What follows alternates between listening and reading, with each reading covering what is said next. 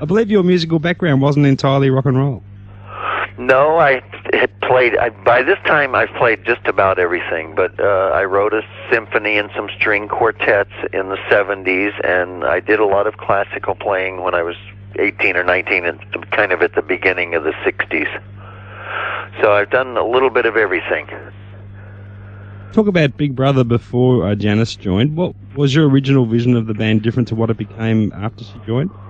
A little bit. We formed, we really didn't, it wasn't with a professional idea of going and making a living. It was more kind of experimental music and kind of really exploring a lot of minor keys and playing for a long time, and basically a lot of kids, without much of an idea where we were going, and a lot of fun. Experimental, I would say, though, would be the main thing. What was the music scene like in San Francisco just prior to the great musical explosion that seemed to occur there?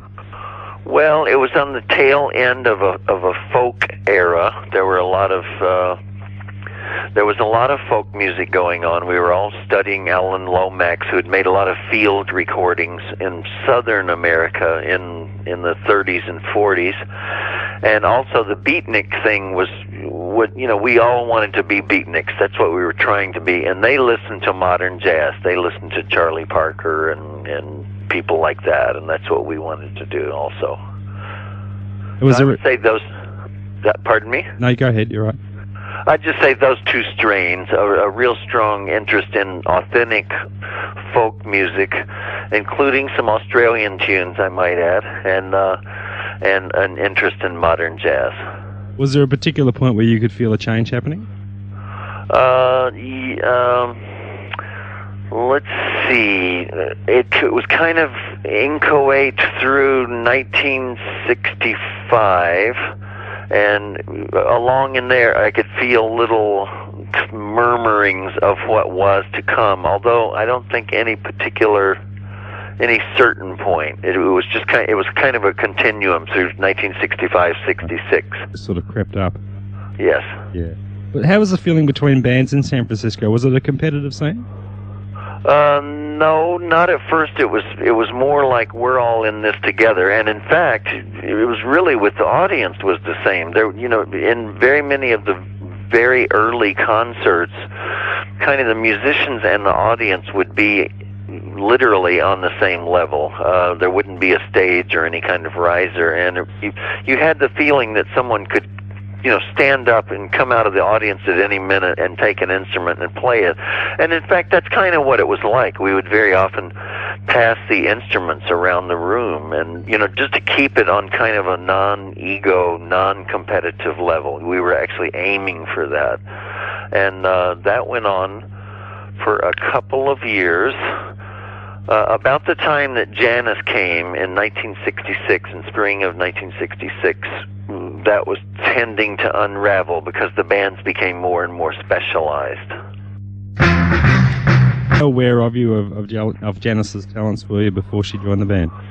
A couple of us were very aware. I wasn't personally. Two of the band members had seen Janice play on the coffee house circuit, but our manager was Chet Helms, and he had gone to school with her at the University of Texas, and he was real intent on bringing her out, and I just trusted him. He said she was really good, and I knew his taste, and I trusted his taste. So when she came to the band, it wasn't like she was auditioning or anything. I was totally prepared just to have her step into the band and become a member, which is kind of what happened, actually. Were you specifically looking for a female singer to front the band? I think we considered male singers, and I've often wondered how that would turn, not only how that would turn out, but even now how it would be if we got a male singer, because we still tour and play all the time. Yeah. I don't know. By this time, I've become an expert in female singers, and they've got that pitch that goes up much higher. So you want to have an instrument like that in the band. It was good to have her in the band. I suppose we were aiming for a female singer. Some people have made something out of our it being a copycat thing, because the band that was going to become the Jefferson Starship had a female singer, and they were doing real well with that, and so on. But that wasn't in my mind. That wasn't my intention. It could have gone either way. How were initial audience responses to it? Because I guess you would have had a following of your own already beforehand. Yes, we had. There was a considerable following. There were about 3 bands that were doing what we were doing in San Francisco, and we were all well known. You know, our appearances would be, you know, noticed in the newspapers and so on. So yes, we were well known. To me, there are different perceptions of this, but to me, where I was standing, the audience liked Janice from minute one. You know, they really liked what she was doing, and they applauded our decision to bring her into the band. Other members of the band, you know, heard things like, "Why don't you get rid of that woman? She's going to change your sound." You know, but I didn't hear anything like that. I thought it was a success from minute one. Generally, during that period, how were working relationships within the band? Was it a tight-knit unit? Very tight. It was tight-knit. Now, that doesn't mean, you know, it was. We were really tight. We were together all the time. That doesn't mean there weren't problems. There were you know, we were just learning how to do all of that stuff. So there was a lot of tension and anxiety very often about taking a new step and that kind of thing. I think maybe the guitar player who did most of the leads, we both played leads a lot in all of the songs, but he was kind of more the classic lead guitar player. That's James Gurley. And he was actually kind of the star of the band up till the point Janice came in. So there may have been some, you know, resentment on his part at Janice coming in. And I think maybe there even still is, you know, but as far as the rest of us, we were totally okay with it, and I really think James was most of the time too, you know. But there were a lot of stresses and tensions between James and me, because he learned in an intuitive kind of oral tradition fashion, where I was kind of more European, if you will, linear, sort of a classical scholarly background, and would go and check the references, but we didn't have any references to check for that 60s music. So there was a tension in that divergence of approach, I guess you could say. Sure. Does the Monterey Festival hold strong memories for you? Yes, it does. It was wonderful. It was really a great time, and it was one of the. You have these times in your life when you think, when something momentous has happened to you, but you don't realize it until later, years later, when you have time to go back and analyze it. But that was one that was important, and we knew it was important while it was happening. And we knew it was kind of worldwide. We knew the repercussions were going to be worldwide, because the Beatles had sent a telegram, and there were several bands from London, and, you know, it just, all of a sudden it wasn't in our backyard anymore. It was going to be international in scope. We realized it was a worldwide phenomenon. How much did Janice's liking for drugs and alcohol affect the working process within the band, in terms of recording and performing? Well, probably a lot. She wasn't alone in that regard. All of us, except the bass player, and maybe even me in particular, used alcohol and drugs a lot, you know, and it really got in our way. It was a mistake. It was the way the times were then. But, you know, at the same time, I have to emphasize that throughout that period, we worked all the time. You know, there was always a deadline. There was always an airplane to catch, or a concert to play. So we just simply didn't have time to really be doing drugs or alcohol that much, even though, you know, I'm sure left to ourselves we would have, but, you know, there just wasn't time, John. That's the point I'm trying to make. You know, we were busily employed most of the time, you know. So at any point, did it become a source of annoyance to the rest of the band that Janice was getting so much notoriety ahead of the band, where to the point where you almost weren't recognized as a band at some stage? Well, yeah, that not so much from me. There's kind of a difference. For one thing, I went along with her into the next band, so that really colors a lot of my memory. But I didn't notice a lot of that Actually, I'd say the dominant impression at that time, and about what you're asking, is that we were happy that any of us were getting noticed. First of all, I mean, our paycheck was getting bigger and bigger, and you can't be unhappy about that, no matter how hard you try. And we were very happy that we were kind of making it, and we knew within the band that while Janice was easily the most talented, we were enabling her to do that. We were supporting her, and we were giving her the space to become Janice Joplin. And we felt like we were part of it too, even if the press didn't recognize it so much. We were so strongly aware of it that it really kind of didn't matter that much. Yeah. You were managed by Albert Grossman, who was a powerful figure in those days. How did you find him as an operator? Well, I liked Albert a lot personally, because I felt like he had, in many ways, he was short and abrupt. He was from New York, but I think he had the best interests of the people in the band at heart, even beyond a business thing. And I sensed that, and especially that he had a good relationship with Janice. And it wasn't just like a bottom line dollars thing. He really truly, there was kind of a bond there. And he was in a position to do us so much good. I mean, we were in New York, and we were sitting in an office, and he said, "Who do you want to record with?" And we kind of went, "Huh?" And he just, with one phone call, I guess we came up with the name Columbia, because it had a tradition, and it had a classical music tradition, and it had the Record of the Month Club, and they were really in a position to. And so one of us said Columbia Records, and he picked up the phone and arranged the deal. So we knew we were on the right bus, and so it's hard to quarrel with that kind of success. Albert's been blamed a lot for Janice leaving Big Brother and being this kind of Svengali figure, but I don't think that was really the case. I think I know most of the urge for that move came from Janice herself, so he was just kind of going along with what she wanted. Did that take you by surprise when she decided to leave the band, or did you have an inkling for a while that was going to happen? She had talked to me about it for months before. She was kind of discouraged. There were two parts of it. She was feeling like some of the people in the band weren't giving their all, and that's remained a problem to this very day.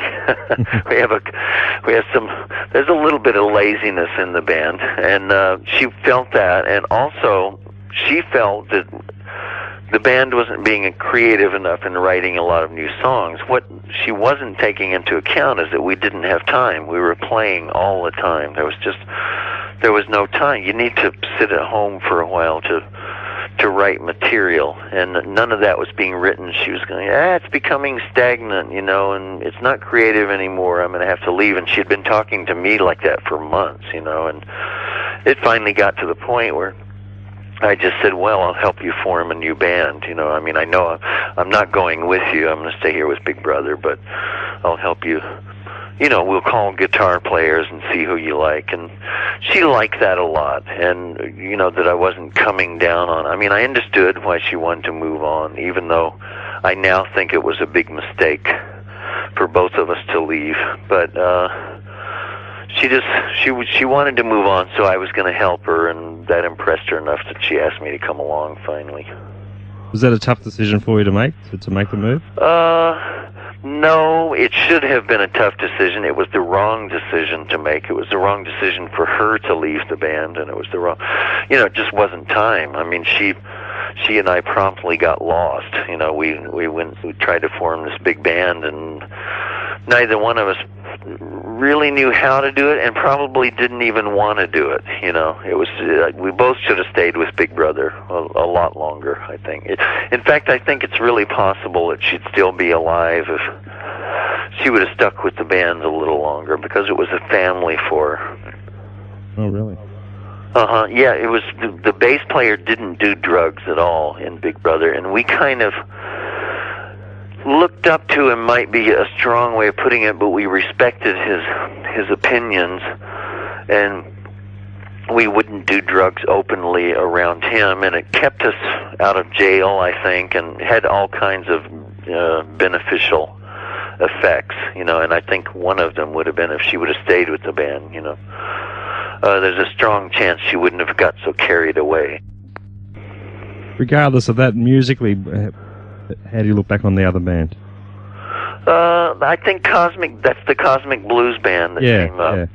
And we had a great time in Europe, which nobody heard. It wasn't, it was reviewed over there, but it didn't, we got over there and the band hit its gear the way a car, where you're trying to break in a car for a long time, and then all of a sudden, it'll wear in, and it really hits that real smooth gear, and that's what happened to Kozmic Blues Band in Europe. But Americans never heard that. People in the United States didn't hear it, and I don't know, we came back and it just wasn't the same. But there were some really good playing engagements over in Europe, like at the Royal Albert Hall and in Stockholm and Germany. So I liked the band. I thought it was a success, but she just wanted to keep moving. It was too unwieldy. It was a lot of personnel, and she wanted to move back to a more Big Brother-sized band, so she got rid of that band after a while. Let's bring up to more recent times. What kept you busy in the years leading up to Big Brother reforming? I went to New York, and I went to school, and I studied a lot of music, and I played in studios. I did a lot of recording and playing with local New York bands. This is through the 70s. And then in the 80s, I learned how to play saxophone and played jazz for about 10 years there as only jazz, and only saxophone. I didn't play any guitar. And now I'm back. Now we're playing again and going on tour all the time and really enjoying it. When you reformed and you were auditioning for a new singer, did you have a set criteria in mind, what you were looking for there?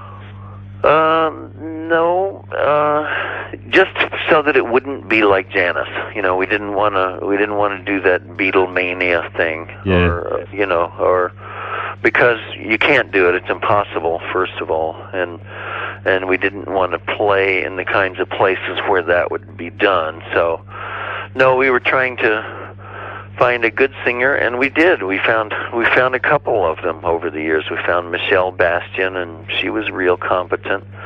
And then we had Lisa Battle with us for a couple of years, and she sang really well. She just doesn't want to travel very much. And now we're actually using one of the singers from this Love Janice play. I think I sent you a very long-winded thing about that, I'm afraid. But it's been a lot of fun doing this play. Now, tell us about this new album for Big Brother. There's an album. Well, there are two Big Brother albums out. There's a very old one from April 1968 called Live at Winterland 68, and that's a marvelous album. We're playing the tunes that we played on Cheap Thrills, but we're playing them actually live from beginning to end, and we're all real excited, and we're having a good time. It was a good weekend for us, and they recorded that thing, and now they've put it out. So it's like finding a good snapshot of yourself when you're 25 years old. Nothing wrong with that. Then there's a new album of what we sound like now, and it's called Do What You Love, and it's good. It sells well at our shows, and we're retailing it, and we're going to go on and start making another one here pretty soon. What's the extent of your live work these days? Well, it's not as much as I want, but it's more than the bass player and the drummer want to play. So we're kind of right in the middle. I wish, it was a little more, but we're playing a lot, we're especially for a band, of our age and from that time. We tour almost all the time. So no complaint. Is Australia out of the question at all? Oh, no, not at all. I'd love that to happen. If we have each other's email addresses. If there's any way that could happen, I would love it. Oh, that'd be great. What is the makeup of your live set these days? Is it a good portion of old and new material? Yes. We do maybe 1/4 of the set is songs that Janice did with the band and that we're known for, and then we do the rest of songs that we've written in the last 10 years, and probably more in the last year or two, and we get good response to them. You know, music is an art that always happens right now, except for recordings, but you know, it's a live performance kind of thing, and the audiences really like it. They enjoy themselves. They have a good time.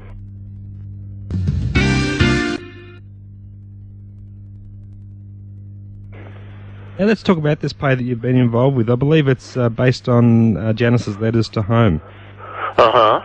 Yeah, she wrote all through that period. If you lived during that period, you would know how amazing that is to actually take the time and be able to sit down and marshal your thoughts well enough to put them down on paper and write home to your parents. It's really an amazing thing for Janice to have done that. I remember watching her do it and wondering even at the time how she could possibly do that, because we'd be in the car and we'd constantly getting out. There was constant motion, and she would just write through the whole thing. And she wrote these wonderful letters to her parents, basically explaining the '60s to them. And so now it's, you know, when we hear them on stage, she's explaining the '60s to us. And the play is based on her letters, and then the playwright Randall Myler's done a great job of putting a timeline in there, and then I'm music director of the play, so there are the three bands in Janice's life: Big Brother, Kozmic Blues, and Full Tilt, and we do songs from each, and it follows her all the way through her career. It's a good play. That I would love to see come to Australia, of course, you know. Absolutely.